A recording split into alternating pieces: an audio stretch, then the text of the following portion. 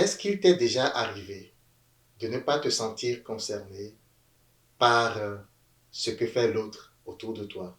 Ça peut être ton frère, ta soeur, tes parents, ou même des gens de ton entourage, un étranger, quelqu'un que tu ne connais pas ou tu n'as jamais connu, et qui peut-être est dans des troubles.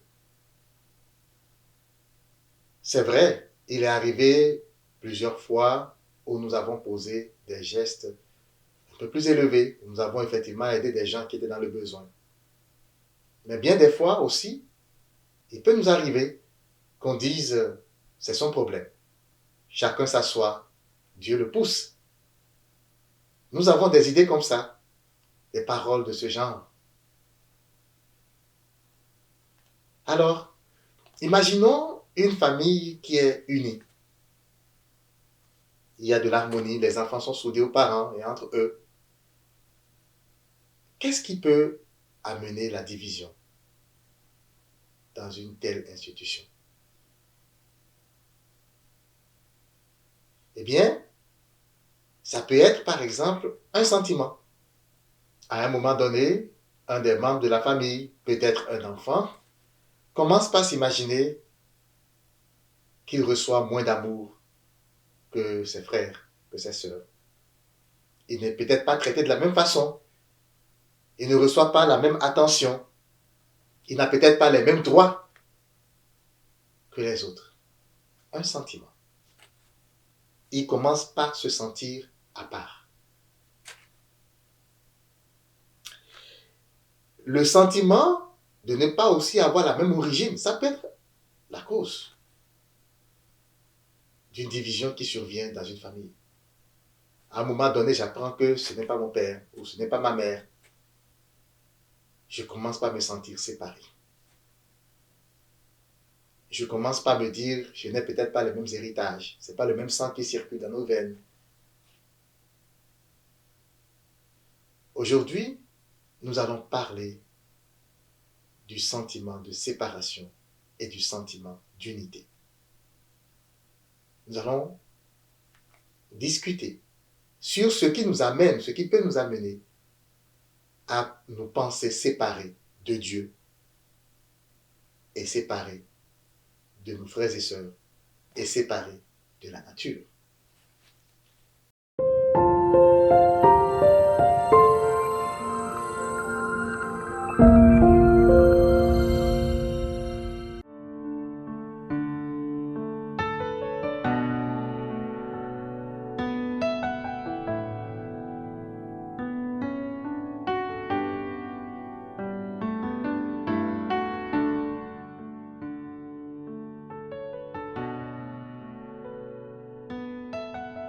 Le Christ Jésus nous a dit, vous n'êtes pas de ce monde. Il dit qu'il va aller vers le Père pour nous préparer des places. Et quand il disait ça, il pensait à tout le monde entier, pas juste aux disciples, pas juste au peuple juif. Non, il pensait à tout le monde entier. Il nous a dit, vous avez un seul et même Père. Et pourtant, regardons tout ce qui se passe dans ce monde, sur notre terre, sur notre chère planète. Les guerres, les conflits, les divisions, les manipulations. Alors on peut se poser la question de savoir, pourquoi sur cette terre avons-nous tant le sentiment que nous sommes séparés des autres?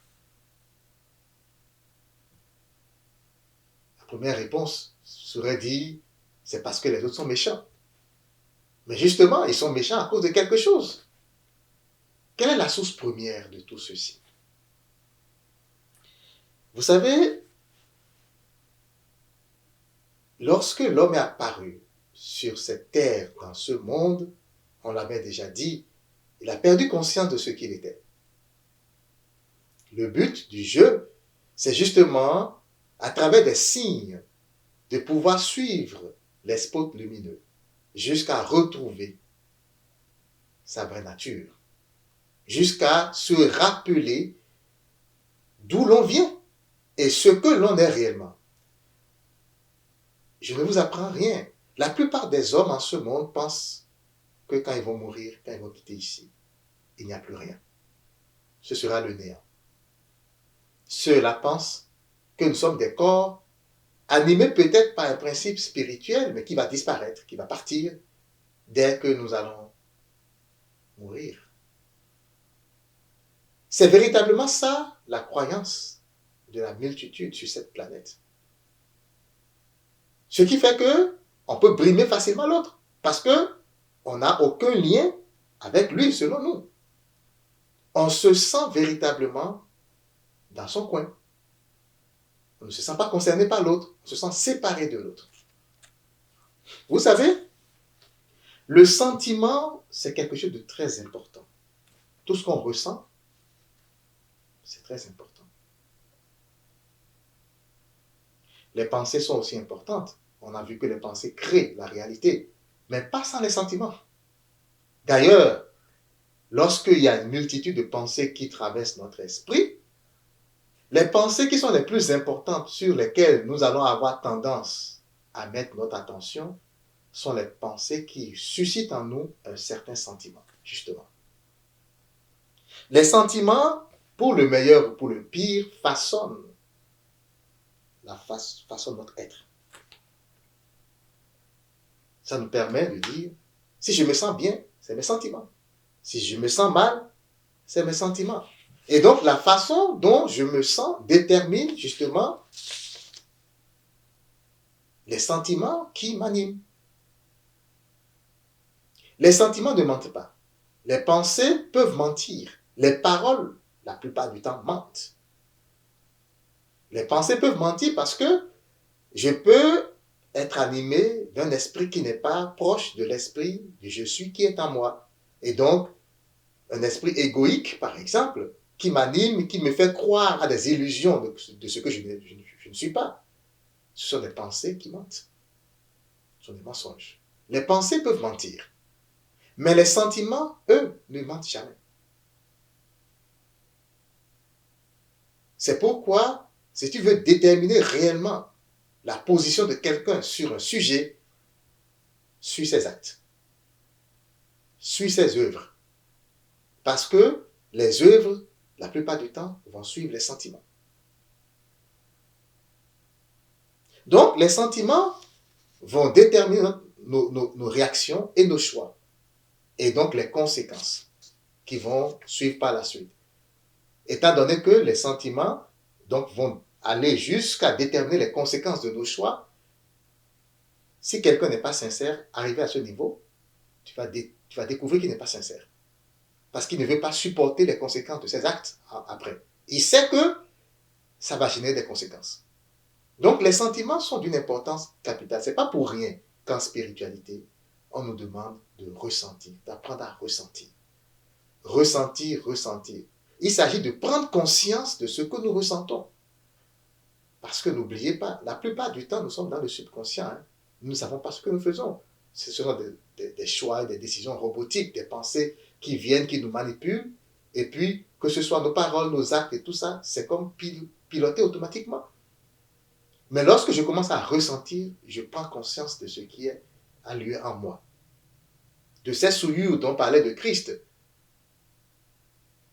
Les mauvaises pensées. Je commence à prendre conscience véritablement de cette vie qui a lieu en moi. Alors, nous vivons sur la terre.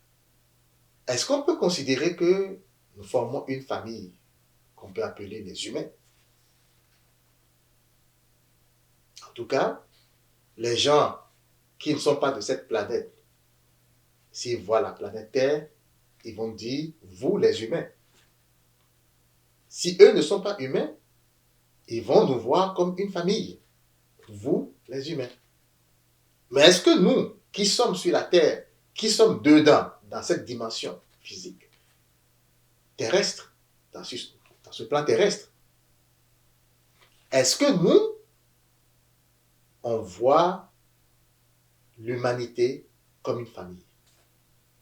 Tout ce qu'on sait, c'est qu'il y a plusieurs familles sur la Terre. Hein? Moi, je fais partie d'une famille qui a un nom.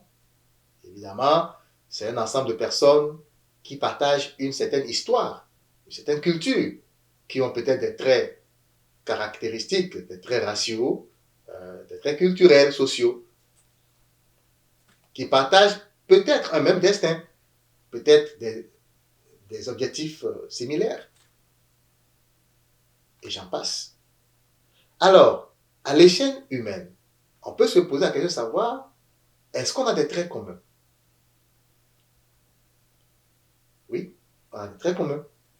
Nous sommes faits de la peau. Même si les couleurs sont différentes, les scientifiques ont prouvé que c'était les pigments et que ça dépendait justement du climat et d'un tas d'autres facteurs. Nous sommes faits de cellules. Que ce soit blanc, noir, jaune et tout ça, nous sommes faits de cellules. Et lorsqu'on remonte dans les entités en nous, nous sommes tous faits d'esprit et d'âme. Des entités impersonnelles. Donc, nous sommes faits de la même étoffe. Et c'est quoi cette étoffe? Einstein a dit, à travers ses travaux, il a découvert que dans cet univers, tout est énergie. Tout est énergie. Nous sommes tous faits de particules énergétiques, particules d'énergie. Donc, nous avons une essence commune. Que ce soit en Afrique, que ce soit en Asie, en Inde, ou même en Occident, ou en Amérique, nous sommes tous faits de la même étoffe. Et cette énergie qui nous anime, qui constitue notre réalité, notre essence, est la plus grande.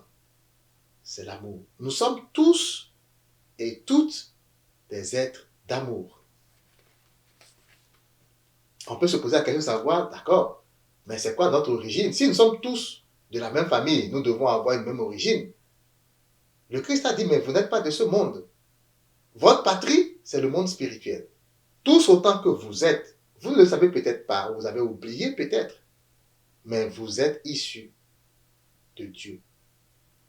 Vous êtes issus du monde spirituel. Ce n'est pas quelque chose que la science peut démontrer. Par contre, il y a des témoignages, il y a beaucoup de témoignages d'expériences de mort imminente qui témoignent que lorsqu'ils ont quitté leur corps après peut-être un coma ou bien une mort clinique provisoire, ils se sont rendus dans un lieu où ils se sentaient chez eux. Ils savaient qu'ils revenaient à la maison. Donc, ce n'est pas une personne, ce n'est pas deux personnes, c'est quand même des milliers de personnes qui rapportent toutes les mêmes choses. Alors moi, Eric, j'y crois. Le ciel existe, le monde spirituel existe, et nous venons du monde spirituel. Tous les hommes viennent du monde spirituel. Les bons, les méchants, les moins bons, les élevés, les moins élevés, nous tous, nous venons du monde spirituel. C'est notre origine commune. Alors, oui, on peut dire que nous formons la même famille. Et si nous formons la même famille, pourquoi nous sentons-nous séparés? Eh bien, c'est l'ignorance.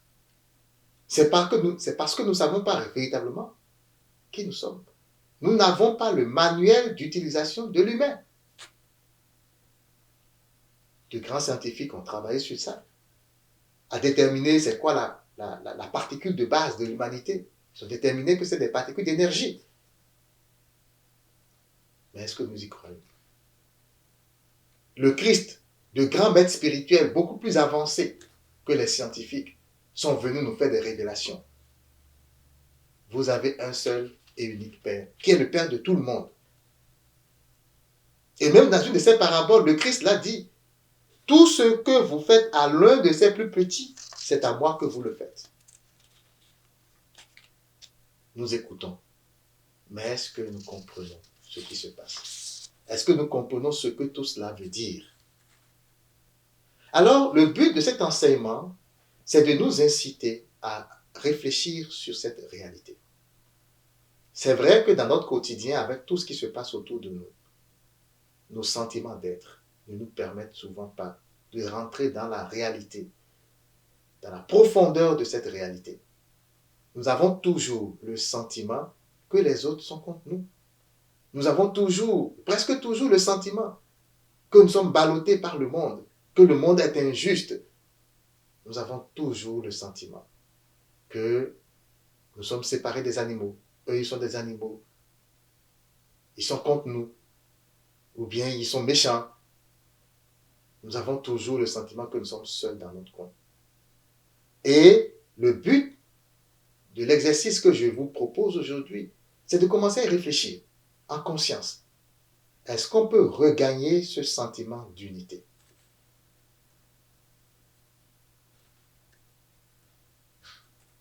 Est-ce qu'on peut regagner ce sentiment d'unité? Regagner le sentiment d'unité est une question d'éveil spirituel. Nous sommes les seuls bénéficiaires d'un tel exercice et on peut se demander, mais qu'est-ce qu'il raconte? Si je me sens uni à Dieu ou à l'autre, c'est quoi le bénéfice que moi j'en tire? Par exemple, que de me sentir uni à la nature. Eh bien, il faut savoir que la plupart de nos problèmes, sinon presque tous nos problèmes, viennent de ce sentiment de séparation avec Dieu, avec l'univers, avec le tout. Nos problèmes viennent de là. Lorsque je me sens séparé, je me sens seul. Je me sens comme quelqu'un qui n'a pas de protection. Évidemment, ça laisse un terrain fertile à de l'imagination. J'imagine donc que des créatures hostiles à ma paix, à ma joie, à ma vie, parcourent l'univers derrière moi pour me faire périr. J'imagine que ces créatures qu'on appelle les démons sont dans toutes les personnes qui sont autour de moi. Dès que quelqu'un me regarde d'une façon inhabituelle ou me parle d'une façon inhabituelle ou qui me déplaise, je vais dire que cette personne est habitée par l'une de ces entités qui sont à ma poursuite. Nos peurs, nos ressentiments n'ont pour origine que notre sentiment de séparation avec le divin. Et que dire du prochain, de notre frère ou de notre sœur? Lorsque nous nous sentons séparés de notre frère ou de notre sœur, nous allons être agressifs envers lui à un moment donné. Nous allons vouloir le manipuler, mentir, voler. Mais il y a un principe universel. Le Christ nous l'a révélé. Tout ce que vous voudrez que l'on vous fasse, faites-le aussi aux autres. On appelle ça le principe de cause à effet, ou le principe ou la loi de la réciprocité. Donc, en me sentant séparé de l'autre, j'aurais tendance à le manipuler. Évidemment, l'univers trouvera un moyen que moi aussi j'expérimente ce que je fais subir à l'autre.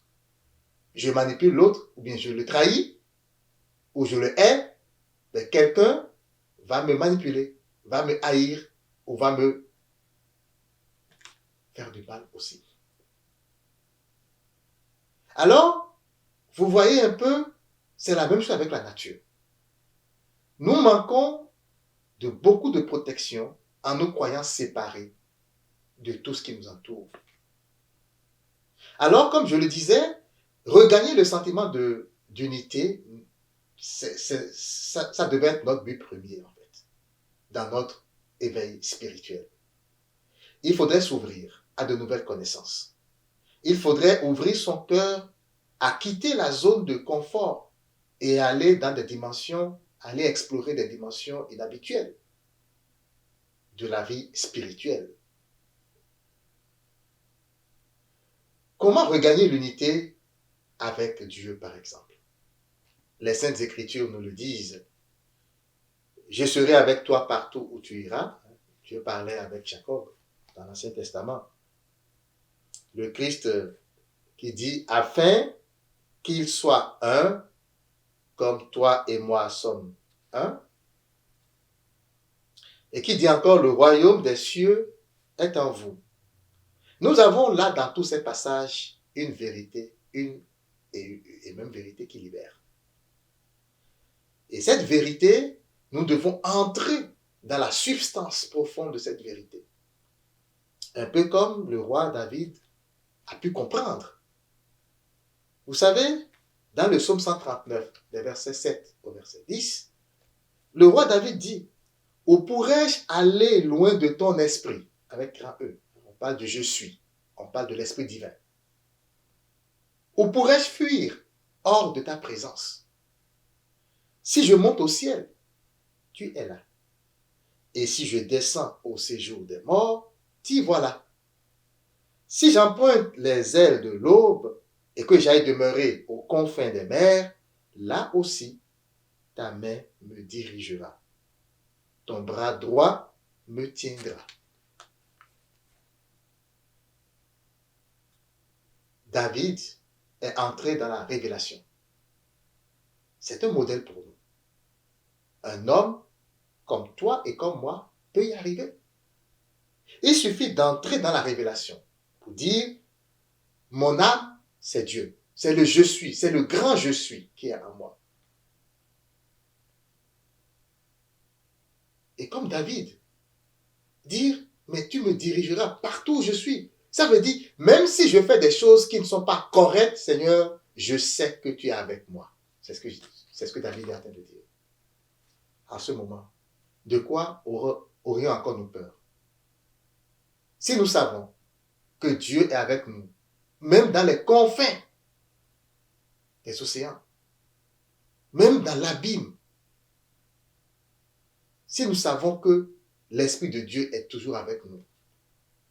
Et le psaume 23,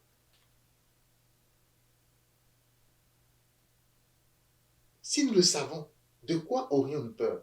Parce que la réalité, c'est que tout ce qui ne va pas en ce monde est créé par la peur. Mais si je me sens uni à Dieu, en toutes choses, quelle que soit ma position spirituelle, si je sais que c'est lui le grand je suis qui est en moi, et que son amour, oh là là, il n'y a rien qui peut me séparer de cet amour. Son amour est éternel et infini pour moi. Ne vous laissez jamais convaincre du contraire, chers frères et sœurs.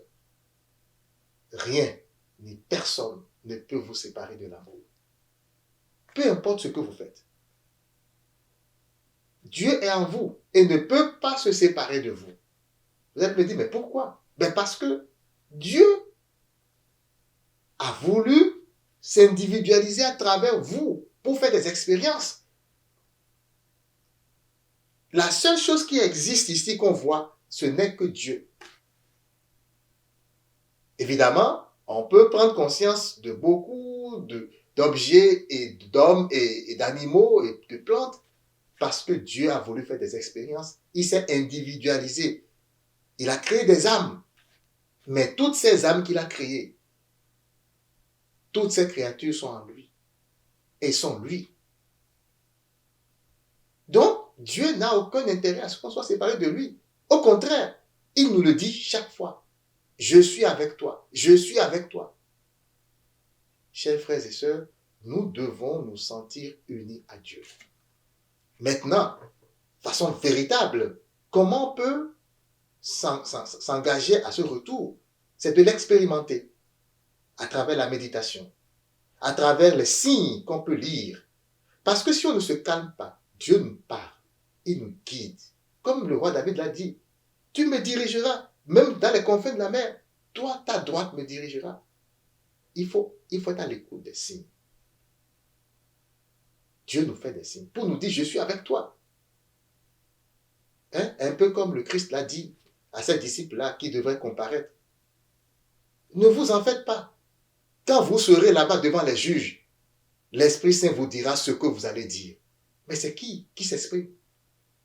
À travers cette expérience de comparution des disciples, et donc par ricochet, de toutes les personnes qui sont devant des des juges, même en ce moment, et qui comparaissent pour divers crimes ou pour divers crimes, pardon, ou pour diverses choses. C'est Dieu qui s'exprime à travers ces personnes-là. Tout cela fait partie de l'expérience. Et donc, l'Esprit Saint est là. Il suffit juste de l'écouter. Donc, expérimenter l'unité, c'est d'abord s'ouvrir à cette réalité. Savoir que oui, ça existe. Et donc, moi, je peux décider d'élever ma conscience jusque-là pour essayer de faire un avec Dieu. On peut essayer. Et évidemment, donc, lorsqu'on parvient à ce niveau, lorsqu'on s'ouvre, on apprend que le grand Jésus, c'est ma conscience. Donc, moi, je peux faire un avec lui et tout ce que je désire va se manifester. L'âme, à chaque décision que je dois prendre, peut me guider. Et elle me guide. Elle me dit, non, ne fais pas ci, fais ça. Parce que l'âme seule connaît le programme de vie de chacun. Ce que tu es venu faire, c'est ton âme qui le sait. Toi, tu l'as oublié. En écoutant ton âme, en écoutant ton intuition, en suivant ton intuition, tu ne peux jamais te tromper. C'est le signe le plus palpable de l'unité avec Dieu. Et Saint Augustin, dans les Confessions 3, 6 et 11, il reconnaît dans sa célèbre formule, qu'on le sait, « Mais toi, tu étais plus intime que l'intime de moi-même et plus élevé que les cimes de moi-même. » On dit souvent, nous sommes Dieu. C'est vrai, nous sommes Dieu. Mais nous ne sommes pas plus grands que notre concepteur. C'est très important. Dieu est en nous. Dieu ne veut pas que nous considérions que lui, il est plus grand que nous. Mais nous sommes conscients de ça. C'est lui qui nous a créés. Mais lui, il veut agir à travers nous. Il veut être notre ami. Le Christ l'a dit, mes amis. Je ne vous appelle plus serviteurs, je vous appelle des amis. Parce que Dieu veut agir à travers nous. Il veut être notre partenaire. Il ne veut pas qu'on le mette en haut là-bas. Mais nous, en notre âme et conscience, on sait que c'est lui qui agit en nous. Nous sommes unis à lui et c'est par lui que nous avons toute la puissance, tout le pouvoir. Et donc, ce sentiment d'unité avec Dieu, c'est quelque chose qui peut nous amener vraiment, qui peut nous élever au-delà de toutes nos espérances. C'est la fin des conflits. Ce serait la fin de l'adversité. Parce qu'on saurait qu'avec Dieu, nous avons toute l'assurance, toute la protection nécessaire. L'unité maintenant avec les autres. Comment regagner l'unité avec les autres? C'est de prendre conscience de ceci. Regardez, nous habitons tous la terre. Okay? Nous partageons les mêmes misères. Si nous détruisons la planète et qu'il y a plus d'ouragans, si nous avons des mauvaises pensées et qu'il y a plus de tornades, de tremblements de terre et autres calamités, nous allons tous subir. Nous allons tous subir. Nous sommes tous liés à cette planète qui est notre mère, on peut dire. Alors, nous devons savoir que avec l'autre, avec notre prochain, nous avons le même champ d'expérience. L'autre chose, c'est que ce que nous sommes venus faire ici, nous ne pouvons pas le faire, nous ne pouvons pas réussir notre mission s'il n'y a pas ce prochain, s'il n'y a pas les autres. Parce que toute l'expérience que nous faisons s'inscrit dans cette dynamique-là qui inclut l'autre. Je ne sais pas si on se comprend. Imaginons que par exemple, je vais expérimenter le pardon. Mais s'il n'y a pas quelqu'un pour m'offenser, comment je peux expérimenter le pardon? Imaginons par exemple que je suis un être d'amour. Évidemment, nous sommes tous des êtres d'amour. Mais imaginons par exemple que je dis, je sens en moi l'amour. Je veux expérimenter l'amour. S'il n'y a pas un frère ou une sœur sur laquelle je peux expérimenter cet amour, comment puis-je prendre conscience de cela? Nous avons besoin de l'autre pour pouvoir nous hisser, pour pouvoir nous rapprocher de Dieu. C'est un choix, c'est une volonté. Mais si nous savons que tout ce que nous faisons à l'autre, c'est quelque chose qui nous revient, tout le bien que nous faisons aux autres, peu importe ce que c'est, le cosmos trouvera toujours un moyen de nous rendre l'appareil. Toujours. De telle sorte que, si par exemple, je veux faire un effort donné, par exemple, la méditation, que je ne parviens pas à faire la méditation, il suffit d'aider les autres à y parvenir. Et en essayant d'aider les autres à y parvenir, c'est sûr que moi-même, Dieu trouve un moyen de me le retourner. De me le retourner. La nature trouve un moyen de faire que moi-même, je fasse partie de ce groupe, de transformer. Alors, voyez-vous, nous devons prendre conscience que aider les autres ou nous se sentir unis aux autres n'a vraiment que des avantages pour nous, que des bénéfices pour nous. Oui, je le sais. La plupart du temps, on va dire que les autres sont la cause de nos problèmes. Surtout quand on est dans cette inconscience, hein, notre subconscient se rappelle de ce qui s'est passé hier, avant-hier, comment l'autre nous a insultés. Et on va dire, oui, c'est toujours lui, il est derrière moi, il est contre moi. Mais, chers frères, chères sœurs, laisse-moi te dire aujourd'hui que personne n'est la cause de tes problèmes, sinon toi-même. C'est un sujet sur lequel nous allons revenir. Mais tu es véritablement l'unique source de tes problèmes. C'est toi qui les attires. Tu les fabriques par tes pensées, par tes sentiments. Peu importe le problème que tu as, si tu changes tes pensées et tes sentiments, ils se résoudront. Comme par magie. Donc, cessons de penser que les autres sont la cause de nos problèmes. Maintenant, l'unité avec la nature et tout ce qui nous entoure, l'environnement. Il y a des groupes environnementaux qui défendent la planète. La plupart du temps, lorsqu'on n'est pas en conscience, quand on ne se sent pas bien, quand on a peur, on va tuer les animaux, on va trouver une araignée, on va la tuer, on va trouver n'importe quel animal et on va le tuer. Mais les gens qui sont très élevés en spiritualité, qui ont une conscience élevée, ne vont pas tuer les animaux. Parce qu'ils se sentent unis à ces animaux, à ces plantes. Dieu nous a donné une belle nature. Des créatures qui nous accompagnent. D'autres qui nous servent de nourriture, comme les plantes par exemple. Et parfois les animaux. D'autres qui servent d'écosystème pour rendre notre bel environnement vivable. Alors, nous sommes liés à ces animaux qui nous aident à vivre aussi. C'est important de prendre conscience de cela. Tout ce qui existe en cette nature a une vie en elle, même si ce n'est pas une vie consciente, comme par exemple la vie des hommes.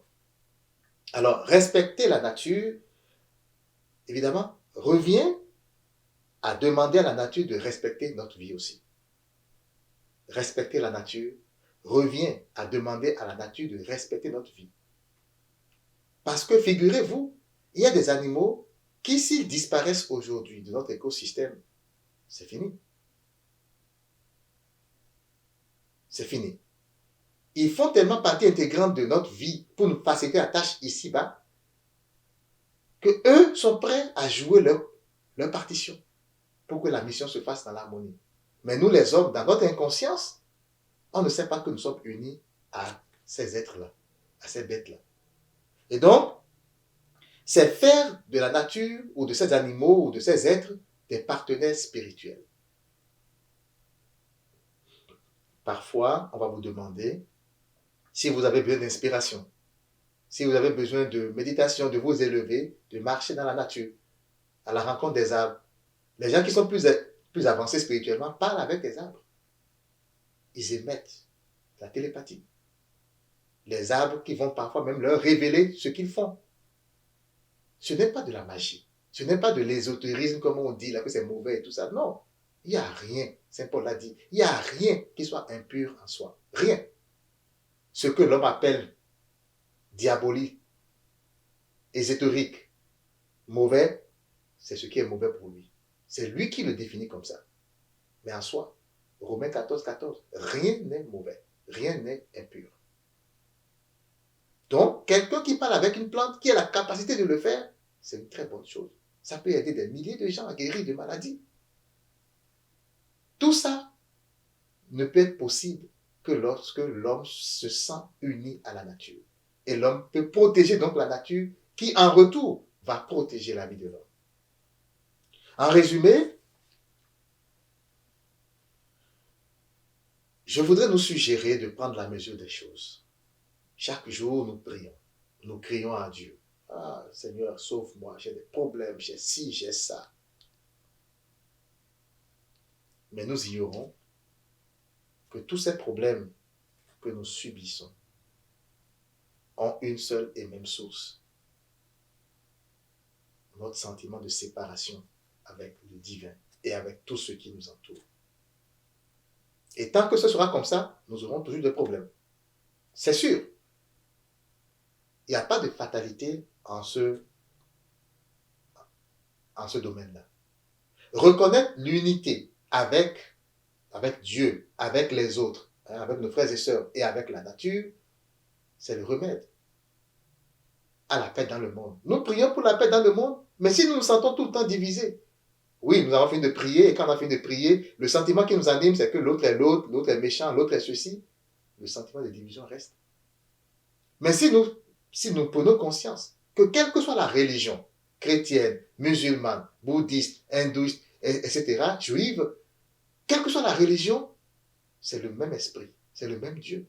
Et que nous sommes censés tous être unis en Dieu, à Dieu. Et que c'est ce même Dieu qui agit à chacun de nous. Même si quelqu'un est méchant, c'est juste qu'il est un peu retardé dans son évolution. Il n'a pas encore pris conscience que l'amour habite. C'est tout. Si nous travaillons à prendre conscience de ces réalités, notre monde sera un monde de paix. Nous n'aurons pas besoin de manipuler les autres.